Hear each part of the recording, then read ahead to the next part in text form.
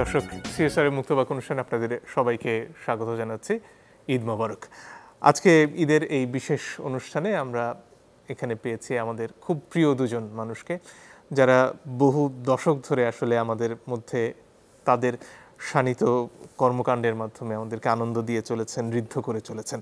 রয়েছেন জনাব মামুনুর রশিদ, তিনি বিশিষ্ট নাট্য ব্যক্তিত্ব, এবং আছেন জনাব কামাল বায়েজিদ, তিনি secretary general Bangladesh group theatre federation. আপনাদের সবাইকেই স্বাগত আমাদের এই অনুষ্ঠানে। শুরুতেই জনাব মামুনুর রশিদ, আপনার কাছে আসতে চাই। আমাদের এই যে একটা বিশেষ সময়ের মধ্যে দিয়ে যাচ্ছে, যেটাকে বলা হয় 100 বছর পর পর ঘুরে ঘুরে আসে এক একটা মহামারী, এবং মহামারীর কারণে মানুষের মনের মধ্যে এক ধরনের পরিবর্তন আসে। এক একটা সময় যখন ইউরোপে ব্ল্যাক ডেথ হলো, তখন মানুষ এটাকে ভুলে যেতে চেয়েছে, কারণ সে সময় তাদের কর্মকাণ্ড এতটাই ঘৃণ্য ছিল, এতটাই অমানবিক ছিল যে তারা এটাকে মুছে ফেলতে চেয়েছেন স্মৃতি থেকে। এবারের মহামারী কি সেরকম একটা ইতিহাস রেখে যাচ্ছে, নাকি আমরা খানিকটা ভালোর পথে এগিয়েছি? এবারের মহামারীর একটা বড় চরিত্র হচ্ছে যেটা বিশ্বব্যাপী, এবং বিশ্বব্যাপী খুব দ্রুত ছড়িয়ে গেছে। যেমন আগের মহামারীগুলোতে প্লেগ যেমন হয়েছিল ইউরোপে, এটা সীমাবদ্ধ ছিল, কিন্তু যে সমস্ত দেশে ইউরোপের কলোনি ছিল সেই সমস্ত দেশগুলিতে এসেছিল। যেমন প্লেগ আমাদের ভারতবর্ষে এসেছিল, আর অনেক দেশে এসেছে। স্প্যানিশ ফ্লু ভারতবর্ষে এসেছিল, আবার ইউরোপেও ছিল। এবার যেটা হয়েছে যে প্রাচ্য এবং পাশ্চাত্য, প্রতীচ্য সব জায়গায় হানা দিয়েছে, এবং এটার চরিত্রটা এমনই যে এটা মানুষের মাধ্যমে সংক্রমিত হয়ে থাকে। একটা লোক যদি কোনো একটা জায়গায় পৌঁছে যায় যে আক্রান্ত, অনেক মানুষকে এফেক্ট করে ফেলে, এবং এটা একটা অনিশ্চিত, এবং যেটা দেখা যায় না, এবং ধরা পড়াও একটা কঠিন ব্যাপার। মানুষ খুব প্রথম থেকে গত 2 বছর ধরেই মানুষ খুব শঙ্কিত, আতঙ্কিত, গৃহবন্দী অনেকে। আবার এক ধরনের মানুষ আছে যে এটা পাত্তাই দিচ্ছে না, কারণ যেহেতু এটা বোঝা যায় না যে কখন কিভাবে কাকে আক্রমণ করছে, তারা এটা কেয়ারই করছে না। তো এইরকম একটা, যেটা আপনি বললেন যে মুছে ফেলতে চাচ্ছে, সেটা আসলে মুছে ফেলা সম্ভব না। আমরা তো সেই প্লেগ, আমাদের সাহিত্যে প্লেগ রয়ে গেছে, প্লেগ নামে উপন্যাসই আছে। তারপর ধরুন যে প্লেগের সময় প্লেগের পরে পরে একটা ঘটনা ঘটেছে যে ইউরোপে শিল্প বিপ্লব শুরু হয়ে গিয়েছিল, কাজে তারা একটু কিছুদিনের জন্য হলো ওটাকে মুছে ফেলতে সক্ষম হয়েছিল। তো এখন যেটা হচ্ছে সেটা হচ্ছে যে মানুষ এত বেশি অনিশ্চয়তার মধ্যে, মানুষের মধ্যে এক ধরনের ডিপ্রেশন, এবং ডিপ্রেশনটা কোনো কোনো জায়গায় একেবারে অনেক দূর স্থায়ী হওয়ার সম্ভাবনা আছে। এর মধ্যে আমরা যে কমিউনিটি, থিয়েটার বা সিনেমা, আমরা সবচেয়ে বেশি এফেক্টেড, কারণ যেখানে জনসমাগম হবে সেখানে এটা সংক্রমণের সম্ভাবনা বেশি থাকে, যে কারণে থিয়েটার হলগুলো বন্ধ করে দেওয়া হয়েছে। আবার মুভি থিয়েটার, যেটা সিনেমা হল, সেটাও বন্ধ করে দেওয়া হয়েছে। এখন আমরা কনফাইন্ড হয়ে গিয়েছি একেবারে ডিজিটাল ওয়ার্ল্ডের সঙ্গে, এবং যতটা আমরা টেলিফোনের মাধ্যমে, টেলিভিশনের মাধ্যমে, ইন্টারনেটের মাধ্যমে সারা বিশ্বে একটা যোগাযোগ সৃষ্টি হয়েছে। এবং যে কথাটা প্রথমেই বলা হয়েছে, সামাজিক বিচ্ছিন্নতা, ওয়ার্ল্ড হেলথ অর্গানাইজেশন প্রথম যে ঘোষণা, সামাজিক বিচ্ছিন্নতা, যেটা পুঁজিবাদ এত চেষ্টা করেও যেটা সক্ষম হয়নি, বা ইন্টারনেট আসার পর কিছুটা সক্ষম হয়েছিল, এই ব্যাধি আসার পর একেবারেই মনে হলো যে যারা চেয়েছিল যে পৃথিবীটায় সমাজ থাকবে না, সমাজ বিচ্ছিন্ন হয়ে যাবে মানুষ, সেই বিষয়টা ঘটেছে। এখন এইটা একটু আগেই আমরা দুজন লাঞ্চের সময় কথা বলছিলাম যে এই যে একটা বিশাল কমিউনিটি, এন্টারটেইনিং ইন্ডাস্ট্রি বলেন বা আপনার থিয়েটার বলেন, এই থিয়েটারের লোকগুলো অনেকেই আমরা অনেকবার বলেছি যে তাদের একটা পারিশ্রমিক বা স্যালারি গ্র্যান্ট দেওয়া হোক, সেটা দেওয়া হয় নাই, যে কারণে থিয়েটারের যারা করতে এসেছে অনেকেই গ্রামে চলে গেছে। ঢাকায় তাদের আর কিছু করার নাই, অনেকে চাকরি হারিয়েছে এবং অনেক মানে দারিদ্র, দুর্দশা, অনিশ্চয়তার মধ্যে মানুষ পড়ে গিয়ে যে অবস্থা হয়েছে, তাতে আমাদের এই থিয়েটারে ওই লোকগুলো আবার ফিরে আসবে কিনা এইটা একটা সন্দেহ। তো এখন আর যেভাবে ছাঁটাই হয়েছে মানুষ বিভিন্ন জায়গা থেকে, চাকরিতে ছাঁটাই হয়েছে, তারাও কি আবার চাকরি ফিরে পাবে কি না। এবং সবচেয়ে আরও একটা কমিউনিটি, যেটা হচ্ছে ছাত্ররা, অটো পাস পেয়ে গেল, কলেজের অভিজ্ঞতা তার হলো না, ইন্টারমিডিয়েটের 2 বছর, এবং আপনি তো এটা নিশ্চয়ই স্বীকার করবেন যে এটা একটা অ্যাডোলেসেন্স পিরিয়ড, যখন আমাদের বন্ধুত্ব সৃষ্টি হয় সেই ইন্টারমিডিয়েট পড়ার সময়, এবং যারা নষ্ট হয় তারাও নষ্ট হয় এই সময়, যারা মেধাবী তারা তাদের মেধার স্ফুরণটাও ঠিক এই সময় পাওয়া যায়। সেই সময়টাকে তারা মিস করছে, তারা স্কুল মিস করছে, কলেজ মিস করছে, ইউনিভার্সিটি মিস করছে, এবং এইগুলোর একটা সুদূর প্রসারী প্রভাব আমাদের সমাজে পাওয়া যাবে বলে মনে হয়। এবং এটাকে কালকে আমার বন্ধু সৈয়দ মঞ্জুরুল ইসলাম বলেছে যে এটাকে খুব সরকারি মানে রাষ্ট্রীয় ক্ষেত্রে টপ প্রায়োরিটি যদি না দেওয়া যায় শিক্ষার ক্ষেত্রে, তাহলে শিক্ষা ব্যবস্থা ধ্বংস হয়ে যাবে। তো সেইটা এমনি শিক্ষা ব্যবস্থা আমাদের চরম বিপর্যয়ের মুখে এমনিতেই নর্মাল টাইমেই। আর সেইখানে আজকে যদি অটো পাস, কলেজ জীবনকে মিস করলো, ইউনিভার্সিটি জীবনকে মিস করলো, তারপরে সেটা কোথায় গিয়ে দাঁড়াবে শিক্ষা সংস্কৃতি, এইটা নিয়ে আমার মনে যথেষ্ট শঙ্কা রয়েছে। কামাল বায়েজিদ, আপনার কাছে চলে আসি। নজরুলের একটা গানের কথা মনে পড়ছে, সবার কথা কইলে কবি এবার নিজের কথা কহ। সেখানে বলছেন, তবু হাসিতে যে বাঁশি বাজে সে তো তুমি নহ। হাসির সাথে কাজ করেছেন আপনি, মানুষকে আনন্দ দেবার চেষ্টা করেছেন, কিন্তু এর পেছনে যে আসল মানুষগুলো কাজ করেছেন তাদের খোঁজ কি সবাই রাখছে? খুব গুরুত্বপূর্ণ কথা বলছেন আপনি। এটা আমাদের এই বাংলাদেশে আপনি জানেন স্বাধীনতার 50 বছর পেরিয়ে যাচ্ছে। আমরা তাহলে সংস্কৃতির জন্য কি করেছি? আজকে করোনাকালীন এই দুর্যোগের সময় আপনি এই প্রশ্নটি করছেন, কিন্তু স্বাধীনতা গত 50 বছর আমরা 49 বছরে কি করেছি? সংস্কৃতি তো লালন করা হয়নি রাষ্ট্রীয়ভাবে পৃষ্ঠপোষকতা করা হয়নি। আমি যদি এখন থেকে আবার পিছিয়ে যাই, তাহলে আপনি সারা দেশে বিভিন্ন থানায়, উপজেলাতে মসজিদ নির্মাণ করছেন অত্যাধুনিক। বাংলাদেশের সংস্কৃতির কোনো বলয় তৈরি করছেন না, সংস্কৃতি চর্চার জন্য কোনো একটি জায়গা তৈরি দিচ্ছেন না। ঢাকা মহানগরে 2 কোটি লোক থাকে প্রায়, সেখানে কোনো মঞ্চ নেই যে সাংস্কৃতিক চর্চা করব। আমরা মানুষকে আনন্দ দেই, আমরা নিজের খেয়ে বনের মোষ তাড়াই। সেই বনের মোষটা কি? বনের মোষটা হলো সামাজিক অসঙ্গতি, দুর্নীতি, মাদকের বিরুদ্ধে কথা বলা, মৌলবাদের বিরুদ্ধে কথা বলা, জঙ্গিবাদের বিরুদ্ধে কথা বলা। আমরা কিন্তু সেগুলোই বলছি। তাইলে আমরা নিজের খেয়ে বনের মোষ তাড়াচ্ছি। মামুন ভাইয়ের সাথে খানিকক্ষণ আগে কথা হলো, বাংলাদেশের শিল্পীদেরকে কোনো পৃষ্ঠপোষকতা দেওয়া হয়নি। স্যালারি গ্র্যান্ট নিয়ে মামুন ভাই গত 30 বছর যাবৎ এই আলোচনা রাখছেন। আপনি মসজিদের ইমাম সাহেব, দেশে তো সেটা হয়ে গেছে। আপনি ঢাকায় মসজিদে, বাংলাদেশের মসজিদের ইমাম সাহেবকে বেতন দিচ্ছেন, বৃদ্ধ ভাতা দিচ্ছেন, মুক্তিযোদ্ধা ভাতা দিচ্ছেন, কিন্তু যারা সংস্কৃতি চর্চা করে, যারা দেশকে লালন করার চেষ্টা করছে, যারা মামুন ভাইরা যুদ্ধ করে আসছেন, তারা এই দেশে সংস্কৃতি চর্চা শুরু করছে, তাদের জন্য রাষ্ট্র কি করেছে? কিছুই করেনি। সেটা কি মানে গুরুত্বপূর্ণ মনে করা হয়নি? যেমন এমন অনেক শিল্পী চিনি, যন্ত্রশিল্পীদের চিনি, যারা বলেন যে তাদের সন্তানদের তারা আনতে চান না এই পেশায়, কারণ এখানে তাদের কোনো জীবিকার নিশ্চয়তা নেই। তাহলে এইগুলো বাঁচিয়ে রাখার কি প্রয়োজন সরকার অনুভব করেন না? অবশ্যই অনুভব করেন, মানে উচিত আমরা বলে মনে করি। এখন রাষ্ট্রযন্ত্র, যে সরকার এক জিনিস, রাষ্ট্র আরেক জিনিস। রাষ্ট্রের পৃষ্ঠপোষকতা যাচ্ছে, আমরা বলছি না যে সরকারের পৃষ্ঠপোষকতা। রাষ্ট্রের দায়িত্বটা কি? গত 50 বছরে আপনি অবকাঠামো তৈরি করছেন, আপনি মানব সভ্যতা তৈরি করছেন, বিভিন্নভাবে তৈরি করছেন, কিন্তু আমরা নিষ্ঠুর মানুষরা প্রকৃতিকে ধ্বংস করছি, এবং প্রকৃতি ধ্বংসের এই অবস্থাটা দাঁড়িয়েছে আজকে করোনা দুর্যোগ। আপনি বা আমি, শিক্ষা ব্যবস্থা ভেঙে যাচ্ছে, সেটা মামুন ভাই বললেন, কিন্তু সংস্কৃতি ব্যবস্থা যে একেবারেই ধ্বংস হয়ে গেছে, সেইটা কোত্থেকে ফিরে আসবে? একজন বাঁশিওয়ালা যে বাঁশি বাজাতে পারছে না, যে একজন দোতারা বাদক সে তার দোতারা বাজছে না, সঙ্গীত শিল্পী তার গলা বন্ধ হয়ে যাচ্ছে, কারণ সে বাঁচতে পারছে না, তার কোনো জীবিকা নির্বাহ নেই, জীবিকার কোনো সুযোগ নেই। আপনি এতগুলো বিভিন্নভাবে মাননীয় প্রধানমন্ত্রী বিভিন্নভাবে প্রণোদনা দিচ্ছেন, বিভিন্ন শিল্প কারখানায় দিচ্ছেন, শিল্পীদের জন্য কি দিচ্ছেন?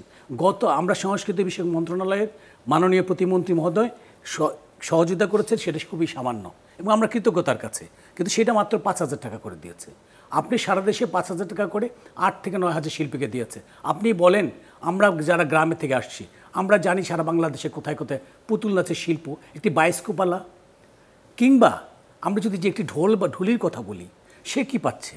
সে তো তার ঢোল বন্ধ হয়ে যাচ্ছে। তো এই শিল্পীদের আমরা এখানে আসছি আজকে, আমরা মনে করি যে আপনাদের মাধ্যমে আমরা বলতে চাই, শিল্পীদের বাঁচিয়ে রাখতে হবে, সংস্কৃতিকে বাঁচিয়ে রাখতে হবে, নতুবা একটি বাংলাদেশ, এটি একটা আফগানিস্তান হয়ে যাবে। জি, জনাব মামুনুর রশিদ, ফিরে আসি আপনার কাছে। এই সময় নিশ্চয়ই আপনি খেয়াল করেছেন যে আত্মহত্যা বেড়েছে, মানুষের মধ্যে হতাশা বেড়েছে। যে সন্তান হয়তো গতকালকে বাবা মার সামনে একসাথে বসে হেসেছে, কথা বলেছে, পরের দিন রুমের ভেতরে তার ঝুলন্ত লাশ পাওয়া গেছে। এই যে একটা মুখোশের আড়ালে মানুষ, যে মুখোশটা হয়তো সামাজিক যোগাযোগ মাধ্যমে আমরা দেখি, এক ধরনের সারোগেট জীবন, যেখানে আসল মানুষটার খবর হয়তো তার পাশের মানুষটিও রাখছেন না, যেটা এই করোনার সময় আর অনেক বেড়েছে। এই দেয়াল ভাঙার কি কোনো রাস্তা আছে এখন এই নিঃসঙ্গতার সময়ে এসে? খুব কঠিন, খুব কঠিন। কারণ আপনার একদিকে হচ্ছে জনস্বাস্থ্যের ভাবনা, আরেক দিকে হচ্ছে সরকার, আর এর মধ্যে অর্থনীতি এবং মানুষের জীবনযাপন, এই সবগুলো মিলিয়ে যে চর্চা, এই চর্চাটা কখনো হয়নি আমাদের দেশে। আমাদের দেশে সবচেয়ে উপেক্ষিত হচ্ছে জনস্বাস্থ্য। আপনার যেটা পাবলিক হেলথ বলি আমরা, এই পাবলিক হেলথ বা যেটাকে বলা হয় যে প্রিভেন্টিভ কালচার, হেলথ কালচার, যেটা যে আগের থেকেই মানুষকে সচেতন করা, এই ডিপার্টমেন্টটা বা এই ভাবনা খুব কম। আজকে জনস্বাস্থ্যে যারা কাজ করেন, তারা আবার বিভিন্ন ক্ষেত্রে তাদের ক্লিনিক্যাল কাজ কর্ম করেন, এবং তারা যেটা করেন সেটা হচ্ছে করোনাকালে মাস্ক পরুন, স্যানিটাইজ করুন, বাইরে বেরোবেন না, ঘরের মধ্যে থাকুন। কিন্তু ও যে কথা বললো যে তাহলে ঘরে থাকতে হলে তো তা খাবে কি, এটা একটা বড় প্রশ্ন। রাষ্ট্রের এই ভাবনাটা করা প্রয়োজন, যেটা পৃথিবীর অন্যান্য দেশে, উন্নত দেশগুলি তারা করতে পেরেছে। আমাদের এখানে করা কঠিন, কারণ 18 কোটি মানুষ, আমাদের জনসংখ্যাও একটা বড়। আর এই যে আত্মহত্যার কথা যেটা বললেন, এটা তো একটা সাইকোসিস হয়েছে, যে আমি একটু আগেই বললাম সেটা হচ্ছে যে আবদ্ধ মানুষ, তার সাংস্কৃতিক জীবনটা রুদ্ধ হয়ে গেছে। এই সাংস্কৃতিক জীবনটা যে রুদ্ধ হয়ে গেছে, এইটাকে কিভাবে আপনি এইটার উপায়টা কি? এবং যেটা উচিত ছিল, অতীতে যেটা উচিত ছিল, সেটা হলো এই সাংস্কৃতিক কর্মকাণ্ডগুলোকে বাড়ানো, যাতে একটা ভেন্টিলেশন, প্রত্যেকটা মানুষের একটা উইন্ডো তৈরি হয়। কিন্তু সেই উইন্ডোগুলো তো তৈরি হয় নাই, উইন্ডোগুলো তৈরি করতে দেওয়া হয়নি, এবং বিভিন্ন সরকার এসেছে, কিন্তু রাষ্ট্রের দৃষ্টিভঙ্গি এটা খুব একটা পরিবর্তন হয়নি। আমি এবং কামাল বাইজিদ বারবারই রাষ্ট্রের কথা বলতে বাধ্য হচ্ছি, এই কারণে যে এই সমস্ত জায়গায় রাষ্ট্রীয় হস্তক্ষেপ দরকার। আজকে মনে করেন যে এই যে নজরুলের কবিতা পড়লেন আপনি, নজরুল একটা বিদ্রোহী পরিবেশে, একেবারেই একটি ঔপনিবেশিক শাসনের সময় তিনি লিখেছেন, কিন্তু নজরুল যখন অসুস্থ হয়ে পড়লো, তার অবস্থাটা কি দাঁড়ালো? মেডিকেলের ছাত্রদের বই বিক্রি করে তার চিকিৎসার আয়োজন করতে হলো। চিকিৎসার আয়োজন করতে হলো। শুধু তাই না, তার ভুল চিকিৎসা হয়েছে সারা জীবন। এবং অস্ট্রিয়াতে তার যে ভক্ত ভারতীয় ছাত্রটি, সে যদি তাকে অস্ট্রিয়াতে না নিয়ে যেত, তাহলে সবাই বলেছে তার সিফিলিস হয়েছে, তার মানসিক রোগ হয়েছে। একমাত্র বিধান রায় বলেছিল যে তার নিউরোর সমস্যা আছে, অ্যালজাইমার্স বা পিক্স। হ্যাঁ, যেটার ওষুধ আজও আবিষ্কার হয়নি। রোগটাই আবিষ্কার হলো 1976 সালে, এবং সে রোগটা আবিষ্কার হয়েছে, কিন্তু তার ওষুধ এখনও আবিষ্কার হয়নি। যাই হোক, সেটা একটা ভিন্ন প্রসঙ্গ। যে আজকে যে অবরুদ্ধ মানুষ যে আত্মহত্যা করছে মানে কি, আপনি একটা খুব গুরুত্বপূর্ণ বিষয় উত্থাপন করেছেন। আমি কিছুদিন আগে পিরোজপুরে গিয়েছিলাম। পিরোজপুরের ডিসি বলল যে গত মাসে 21 জন আত্মহত্যা করেছে অফিসিয়ালি। আমার কাছে পারমিশনের জন্য এসেছিল তারা, মানে কবর দেওয়ার জন্যে। আর এর চেয়ে কয়েক গুণ বেশি আত্মহত্যা হয়েছে যেটা আমরা জানি না। তো এই যে আত্মহত্যার কারণ, আত্মহত্যা একমাত্র দেখতাম যে ঝিনাইদহর শৈলকুপায় বাংলাদেশের সবচেয়ে বেশি আত্মহত্যা হয়। এখন আত্মহত্যা বেড়ে গেছে, বেড়ে যাবেই। মানুষকে বাঁচায় কে? তার সংস্কৃতি, পারিবারিক সংস্কৃতি, তার অর্থনৈতিক সংস্কৃতি, ক্রীড়ার সংস্কৃতি, তার শিক্ষা সংস্কৃতি, এইসব মিলিয়ে প্রত্যেকের একটা বাতায়ন তৈরি হয় এবং তার মধ্যে দিয়ে কিন্তু আমরা বাঁচি। কিন্তু দেখা যাচ্ছে যে সে বাতায়নটা রুদ্ধ হয়ে গেছে, চারদিক থেকে রুদ্ধ হয়ে গেছে এবং রুদ্ধ হওয়ার ফলে এই আত্মহত্যার প্রবণতা বেড়ে যাচ্ছে। মানুষ একেবারেই, যেটা ওয়েস্টার্ন ওয়ার্ল্ডের একটা বড় প্রপাগান্ডা যে সামাজিক বিচ্ছিন্নতা হোক, যে সামাজিক বিচ্ছিন্নতা হতে হতে এক একটা মানুষ একটা, ওই যে খুপরির মধ্যে ঢুকে গেছে। রবীন্দ্রনাথের কবিতা আছে, ইটের পরে ইট, মাঝে মানুষ কীট। তো সেই কীটে পরিণত হচ্ছে মানুষ, যেহেতু তার সাংস্কৃতিক জীবন নাই, তার অন্য কোনো জীবন নাই, কাজেই সে তো আত্মহত্যা করবেই। তো আস্তে আস্তে তার সে এত বেশি ছোট হয়ে যাচ্ছে, তার দিগন্ত ছোট হয়ে যাচ্ছে, তার বাতায়নটি, কাজেই সে তো এছাড়া তার কোনো উপায় নেই। জি, আরেকটা প্রসঙ্গে আসতে যাচ্ছিলাম জনাব কামাল বায়েজিদ আপনার কাছে। এই যে মানুষকে একটা জায়গায় বন্দি করে ফেলার নতুন হাতিয়ার তো আমাদের পকেটের মধ্যে যে জিনিসটা নিয়ে আমরা সবাই ঘুরছি, আমাদের মোবাইল ফোনগুলো, সেখানে নতুন নতুন বিনোদনের মাধ্যম আসছে এবং সেখানে এতদিন যেমন আমাদের স্ক্রিনে কি আসবে সেটা সেন্সর বোর্ড বলুন বা আমাদের সমাজের যে নীতি নৈতিকতা সেটা দ্বারা আবদ্ধ ছিল, সেখানে নেটফ্লিক্স এসেছে, আরও নানান ধরনের মাধ্যম এসেছে এবং সেখানে অবারিত হত্যাযজ্ঞ একদম শিশুদের সামনে অনেক সময় চলে আসছে। এই দুনিয়াটা আমাদের উপর কি প্রভাব ফেলছে?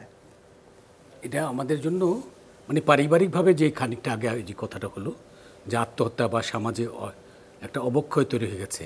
আপনি জানেন যে আমাদের এই বাংলাদেশের, আমরা যারা বাংলাতে থাকি, এই হাজার বছরে আমাদের সাংস্কৃতিক ঐতিহ্য আছে এবং সেই সাংস্কৃতিক ঐতিহ্যের জন্য যেই রাষ্ট্রীয়, আপনি নেটফ্লিক্স বলি বা ইউটিউব বলি বা যেটাই বলি, যেটা আমরা গ্রহণ করছি বা গ্রহণ করছি না, সেই কিন্তু আমি কোনটা গ্রহণ করব, আমাদের ঐতিহ্যতে বলা আছে যে আমি সাংস্কৃতিক ঐতিহ্য, কিন্তু সাংস্কৃতিক ঐতিহ্যে আমি এখানে বলতেই বাধ্য হচ্ছি একটি বাজেটের, আমাদের এই বছর 2021-22 যে বাজেটটি রাষ্ট্রীয় বাজেট হয়েছে, সেখানে মাত্র 588 কোটি টাকা সাংস্কৃতিক জন্য বরাদ্দ হয়েছে। সেইটা বাজেটের, মূল বাজেটের 0.009 ভাগ।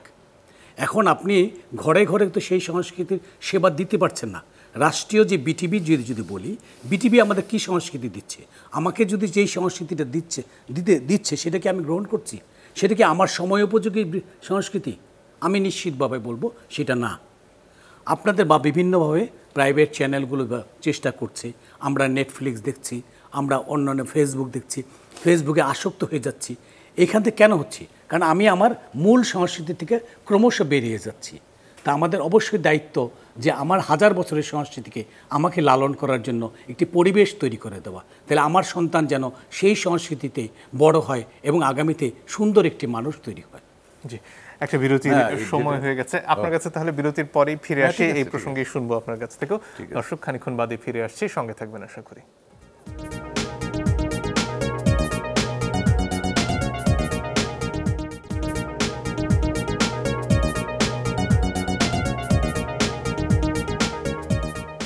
দর্শক, আপনারা দেখছেন সিএসআর মুক্তবাক। জনাব মামুনুর রশীদ, আপনার কাছে ফিরে আসতে চাইছিলাম, যে প্রসঙ্গে ছিলাম বোধহয় কিছু যোগ করতে চাইছিলেন।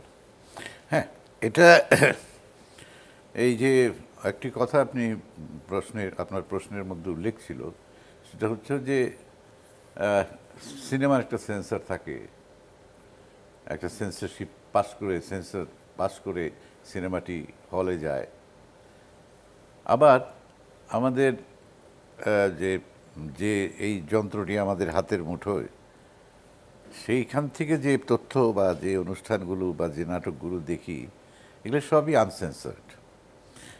এমনকি পাকিস্তান আমলেও যখন দেখতাম যে পাকিস্তান টেলিভিশন, এবং তারপরেও প্রায় 80-র দশক পর্যন্ত, 80-90-এর দশক পর্যন্ত এই টেলিভিশন যেহেতু একটা ডোমেস্টিক মিডিয়াম, একবার ঘরে সবাই মিলে, পরিবারের সবাই মিলে দেখে, সেই কারণে কিছু ডুজ অ্যান্ড ডোন্টস ছিল, এটা করা যাবে, এটা করা যাবে না।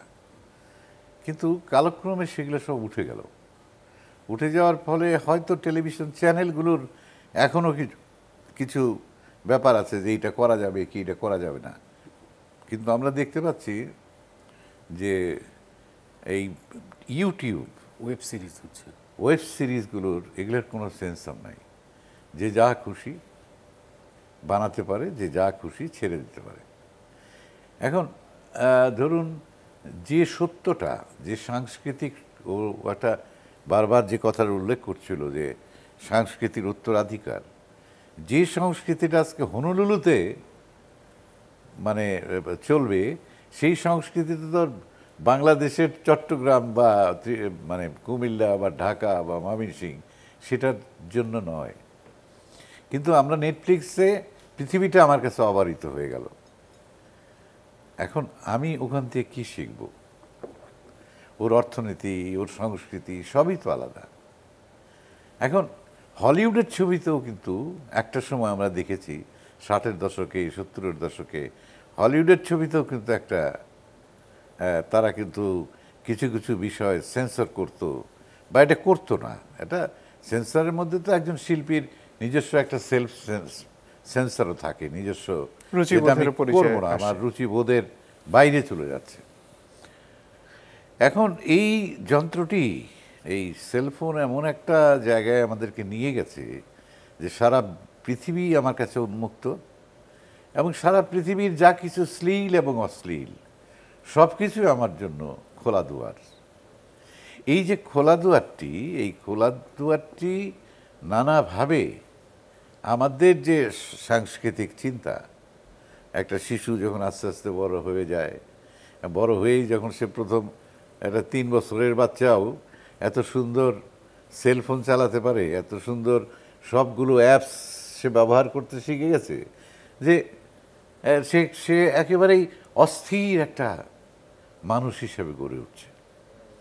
এখন যে সমস্ত দেশ খুবই প্রযুক্তিতে উন্নত, যেমন জাপানের কথা যদি বলি, জাপানে এখন সেলফোনে কেউ কথা বলে না, মেসেজ পাঠায়, সেলফোনে কথা বলে সময় নষ্ট করবে না।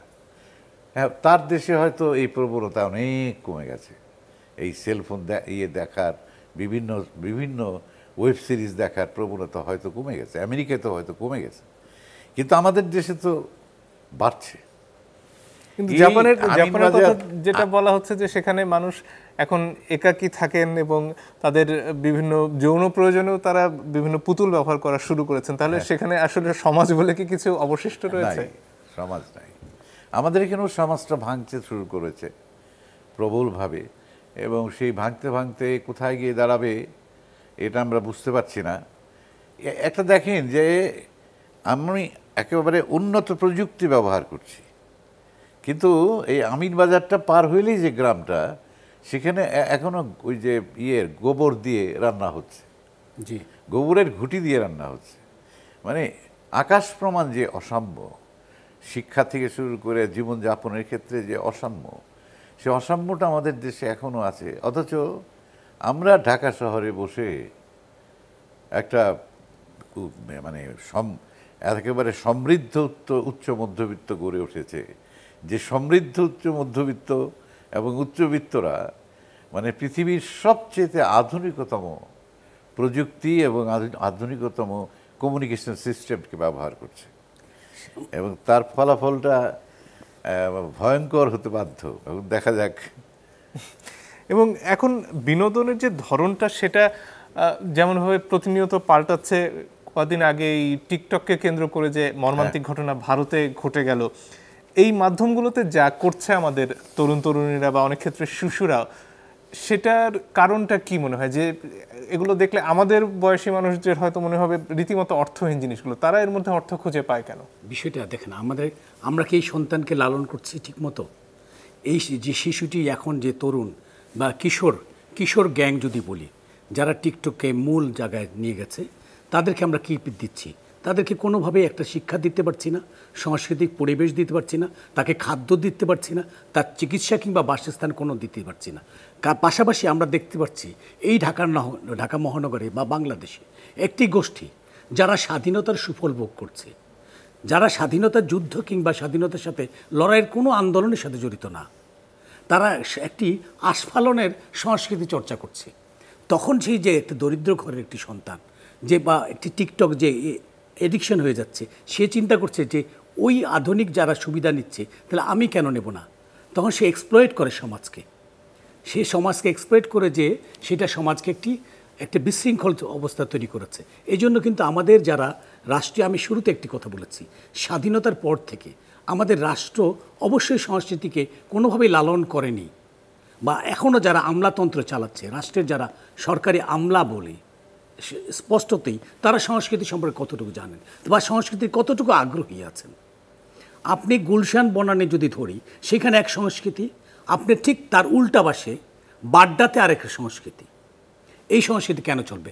আমাদের দেশে শিক্ষা ব্যবস্থায় তো গোলমাল রয়ে গেছে। আপনি একটা মৌলবাদ শিক্ষা দিচ্ছেন, একটি ইংরেজি শিক্ষা দিচ্ছেন, আর একটি জাতীয় কারিকুলাম দিচ্ছেন।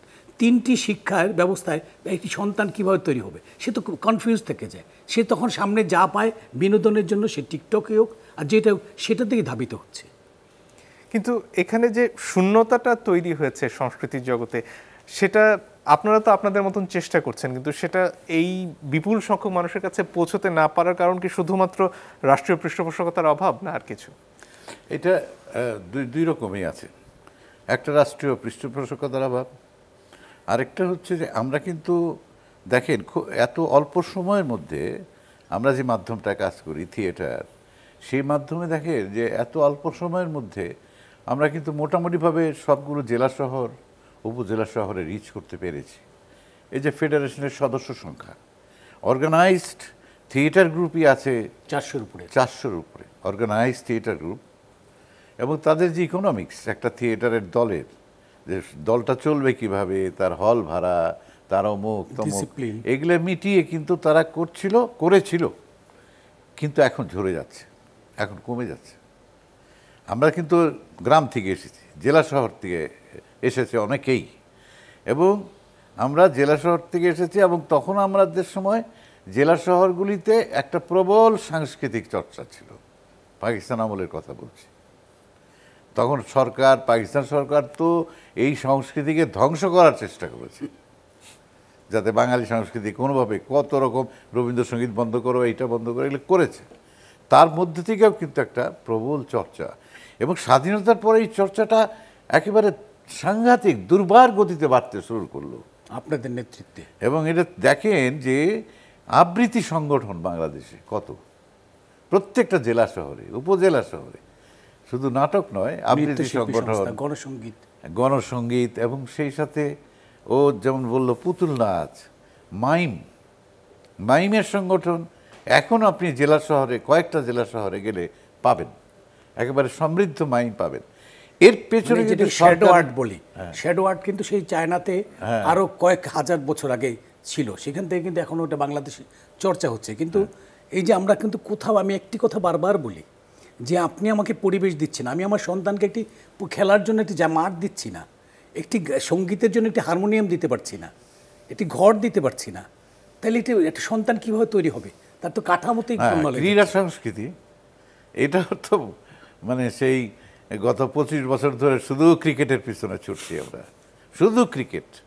এই দেশে আর খেলা নাই, হাডুডু, গোল্লাছুট, তারপর আপনার কি বলে ফুটবলের মতো, আরে বাপরে ফুটবল কি পপুলার ছিল। আমি তো এখন গ্রামের ছেলে, গ্রামে যে ফুটবল টুর্নামেন্টগুলো হতো, এবং ঈদকে কেন্দ্র করে, দুটো ঈদকে কেন্দ্র করে হবে, মারামারি হবে সেখানে, আবার প্রস্তুতি হবে, এবং একটা গ্রামে, মানে জেলা শহরও না, একটা গ্রামে ফুটবলের টিম, এবং এই ফুটবল খেলাকে কেন্দ্র করে যে কি সাংস্কৃতিক চর্চা, কি যে উত্তেজনা, ওইটা নিয়ে এবং নাটক আমাদের গ্রামে নাটক একেবারে যাত্রা শেষ হয়ে গেছে আমাদের যাত্রা সবচেয়ে আমাদের মূল্যবোধ শেখানোর একটা বড় জায়গা ছিল যাত্রা। এখন মনে হয় যাত্রার জায়গাটা কি ওয়াজ জাতীয় বিভিন্ন কর্মকাণ্ড দখল গত 2 করছে? বছরে এখানে খুব আমি একটা ইম্পর্টেন্ট কথা কথা বলবো, তুলেছেন আমাকে আপনি। বলতে সুযোগ দিন। হ্যাঁ, গত 2 বছরে কোথাও এই শীতকালে মানে নাটক গানের অনুষ্ঠান হয়নি। কি হয়েছে? ওয়াজ মাহফিল আপনি হয়েছে। কি জানেন 16ই ডিসেম্বরে ওয়াজ মাহফিল হয়, হ্যাঁ। এবং সেই ওয়াজ মাহফিলের সভাপতিত্ব করেন কে? বিভিন্ন রকমের এমপি সাহেবরা করেন। এমপি সাহেবরা ওয়াজের সভাপতিত্ব করেন, ওনারা অনুদান দেন ওয়াজ মাহফিল করার জন্য। ওয়াজ খারাপ না, কিন্তু ওয়াজ মাহফিল করতেই পারে তারা, কিন্তু সেটা কখন করবে এবং সেটার পৃষ্ঠপোষকতা কোথায়? আজকে কোনো এমপি, কয়জন এমপি মহোদয় আমাদের সংস্কৃতির জন্য সেবা করছেন? কোনো অনুষ্ঠানে তারা আসছেন, তারা ওয়াজ মাহফিল একটা টুপি মাথায় দিয়ে বসে বলেন সভাপতিত্ব করার জন্য। এবং যে লোকটা ওয়াজ মাহফিলে বক্তৃতা দেয় সে লক্ষ লক্ষ টাকা সম্মানই পায়। এবং আমি এখন ওয়াজ মাহফিল দেখি এই ইয়েতে, ফেসবুকে দেখি, এই কারণে যে কেন এত পপুলার, এটা কেন এত পপুলার, এবং বিভ্রান্ত করার জন্য মানুষের ধর্মীয় বিশ্বাসকে। এর চেয়ে বড় যন্ত্র কিছু নেই। এক মৌলানা সাহেব এই কথা বলল, আরেক মৌলানা যে তাকে কন্ট্রাডিক্ট করছে, আরেকজন যে আবার কন্ট্রাডিক্ট করছে। মানে ধর্ম বিশ্বাসটাকেও একেবারে একটা মানে মানে মারাত্মক একটা বিভ্রান্তির মধ্যে ফেলে দিচ্ছে এরা। এবং যাত্রায় একটা চরিত্র থাকতো বিবেক।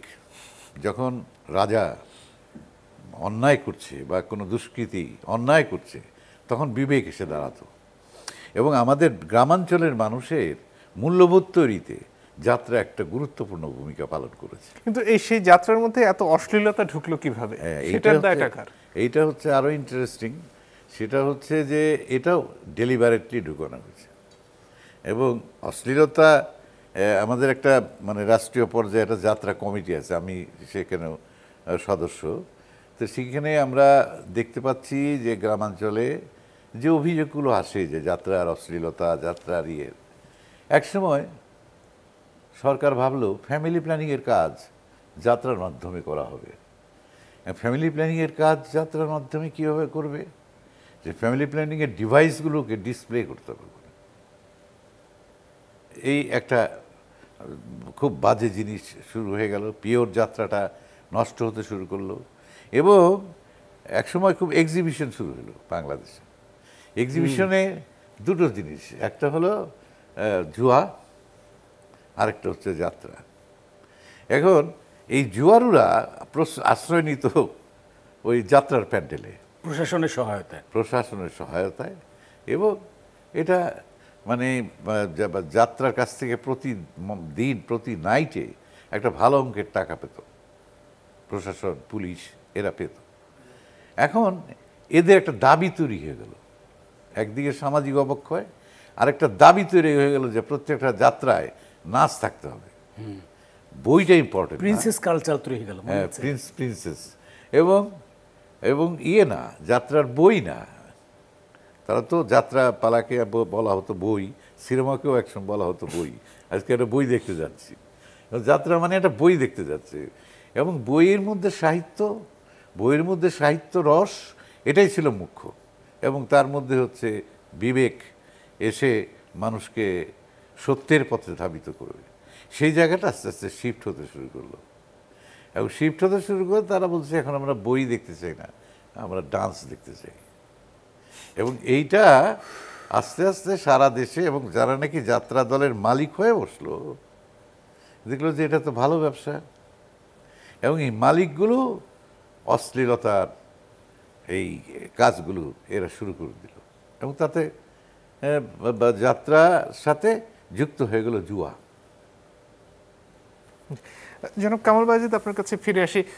শিশুদের প্রসঙ্গে যদি আবার ফিরে আসি, আমার ছেলে সেদিন গল্প করছিল যে এখন সে সেই সৌভাগ্যবান বালকদের একজন যারা জুমে মোটামুটি নিয়মিত ক্লাস করতে পারছে। কিন্তু বলছে যে আমাদের দুটো ক্লাসের ফাঁকে যখন টিচার চলে যেতেন তখন আমরা অনেক মজা করতাম, এখন টিচার সবসময় উপস্থিত, ফলে এই সুযোগটা আর আমাদের থাকে না। তো এই যে শিশুদের মনের জগৎ থেকে আনন্দটা চলে গিয়ে শুধুমাত্র পড়া এবং ঢাকার বাইরে বেশিরভাগ স্কুলে যেখানে এই সুযোগের ধারে কাছেও শিশুরা আসতে পারেনি, একেবারে পড়ালেখা থেকে দূরে, কিন্তু সেখানে মাদক আছে, সেখানে ইউটিউব আছে, এই যে একটা বিশৃঙ্খল অবস্থা, সেখান থেকে ফিরিয়ে আনার রাস্তাটা কি? আমরা দেখেন আমাদের শিশুকাল কেটেছে কিন্তু ঠাকুরমার ঝুলি গল্প শুনি।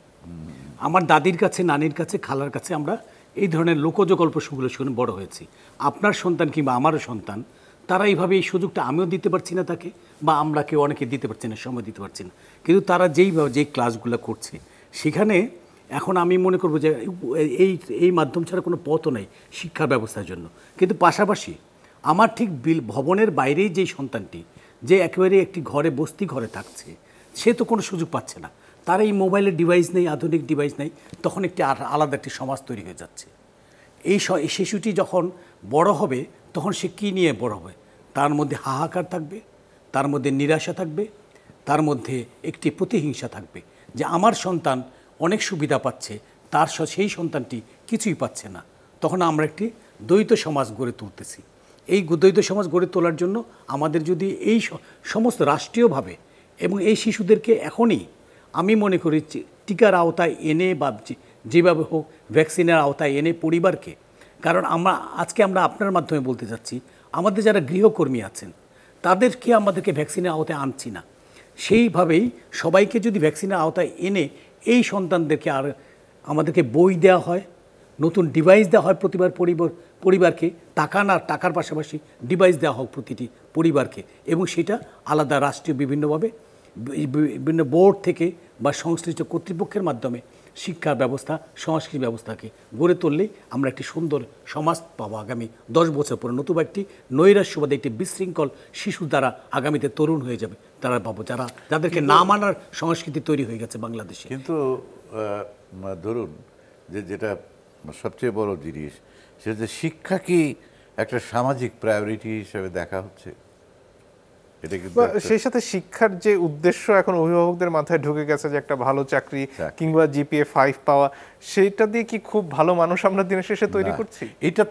এটা ধরুন আমি যখন ক্লাস 1-এ পড়ি বা প্রাইমারি স্কুলে পড়ি, তখন ওই 5টি বছর ধরে আমাদের শিক্ষকদের কাছ থেকে একটাই শুনেছি যে শিক্ষা কি শুধু অক্ষর জ্ঞান, শিক্ষা কি শুধু পরীক্ষা, শিক্ষা কি শুধু মানে বছর শেষে মার্ক পাওয়া।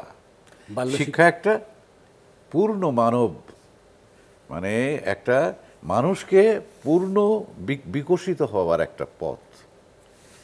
হ্যাঁ, বই পড়ি আমরা, পড়ি, কিন্তু এর মাঝখানে আরেকটা ইম্পর্টেন্ট কথা আপনি বলেছেন যে দুটি ক্লাসের মাঝখানে যে ফাঁক, এইটা কিন্তু একটা শিশুর ভেন্টিলেশন, তার বাতায়ন, তার দিগন্ত গড়ার সময়। কারণ যেটা আমি শিখলাম এই সময়ে, এটা আমি ভুলবো না। কারণ মাঝখানের ওই যে 5টা মিনিট, এই 5টা মিনিটে অনেক কিছু ঘটে যাচ্ছে। একটা ছেলের সাথে আরেকটা ছেলের সম্পর্ক হচ্ছে, হ্যাঁ, ছাত্রদের সম্পর্ক হচ্ছে, এটা তো দিতেই হবে। শিক্ষকের অ্যাপ্রিসিয়েশন, কোন শিক্ষকটা ভালো পড়ায়, এটারও কিন্তু একটা, ওর কাছে কিন্তু শিক্ষককে পরীক্ষা দিতে হচ্ছে, আপনার বাচ্চার কাছে শিক্ষকের পরীক্ষা দিতে হচ্ছে। এখন আমাদের যে আমি বিশ্ববিদ্যালয়ের শিক্ষকতা করেছি এবং খুব হতাশ হয়েছি, কারণ পাবলিক বিশ্ববিদ্যালয়ে তো জিপিএ পাস না হলে ভর্তি হওয়া যায় না।